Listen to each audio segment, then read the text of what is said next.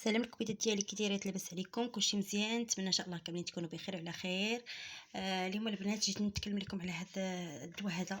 كانت واحد الاخت طلبات مني ونتكلم عليه، ما تكلمتش عليه شحال هادي. دابا البنات جيت نتكلم عليه ونقول لكم يعني عن تجربه شخصيه. هذا زنتاك، هذا كما كتعرفوا عليه الدواء ديال سرق الزيت. كنت واحد الفتره كنت مصيفه المهم في البحر، وجيت ولقيته عندي في الدار، وما عمر كان عندي. ديك الساعه كان عندي بزاف وصافي، عرفتي راه تصدمت وصافي. قلت للزوج ديالي يجيب لي شي حاجه. المهم نتهنى منه، حيت مرضني ما حملتوش. راكم كتعرفوا يعني يسرق الزيت، ما حتى حد ما يقد عليه، حتى حد ما يحملو. وصافي البنات جاب لي هذا راه محلول. انا راه ديجا استعملته شتو. المهم جيت غنوريكم بحال دابا اللي بغاتو راه تشريه. زينتاك راه معروفه البنات. شتو هو داير؟ انا راه كما قلت لكم راه استعملت وراه مبقاش عندي سالا ليا. شتو عنده هذا الرويس هذا داير بحال شي بوماده في اللون، هو القهوي مغلوق. شتو كيخرج من هنايا.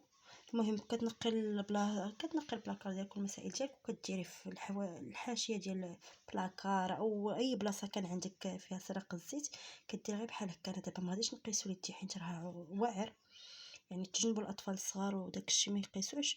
صافي داير بحال هذا الشكل هذا بوماد. راه ما بقاش عندي، نحاول نخرج واحد شويه الا كاين، كنظن ما بقاش. وريحته البنات شويه خايبه، خالصه شويه. المهم ملي تبي ديروه ما تقربوه كاع نتوما اللي تجيكم غديروه.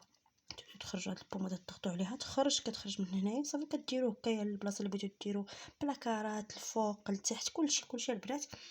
صافي وكتستعملوه. راه غا البنات والله العظيم قسما بالله عن تجربه راه غيهنيكم من شي حاجه سميتها سرق الزيت. كما كان داك الصغير داك الكبير كما كان نوعو غيهنيكم منه هذا البنات. وعن تجربه انا جربته، عاد جيت نهضر عليه، ماشي زعما قالها لي شي، ماشي زعما قالها لي شي حد ولا شي حد هضرت عليه، جربته.